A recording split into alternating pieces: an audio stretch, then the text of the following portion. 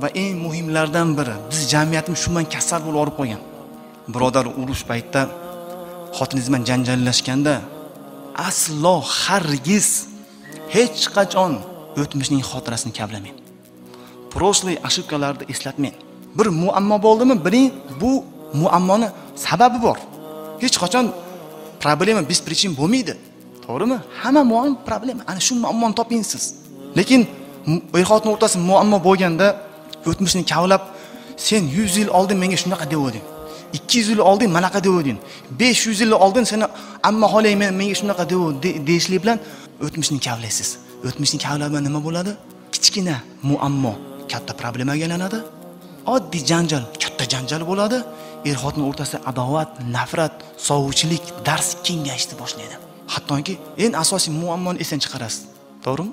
Bir-biriga dushman bo'lib ketgan, ajrashib ketgan, bir-birini ko'zini ko'ra olmaydigan shu darajada oilalarda borib surishtiringda, nima sababdan sizlar urushdinglar deb yaxshi so'rasangiz, to'kilib ketgan shakar bo'ldi, vaqtda qo'yilmagan tualetni bumaga bo'ldi, uy kelindi 5 minut kechikib kelgani bo'ldi. Oddiy muammo deb ular o'tmishni kavlab, hattoki ajrashib ketishdi. Ba'zida mana shu joyda aytib ketish kerak, ba'zida bir bolalar borda, bunaqalar oz emas, uyda gostinitsa qilib oladi.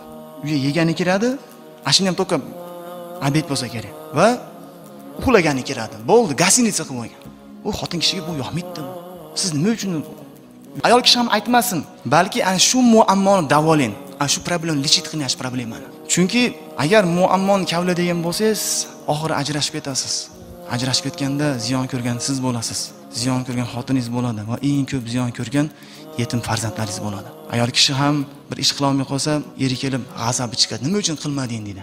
Ayol kishi tili uzun gap qaytaradi. Ana shu mahalda dadasi bo'ldi, qilib qo'yaman desa, ish tamom. Sam kechikib qoldingizmi? Xotiningiz xafa bo'lyaptimi? Bo'ldi. Onasi ertaga asrda yoningda bo'laman deb qo'ying. Bo'ldi, ish tamom. Ertaga kechikib kelsangiz ham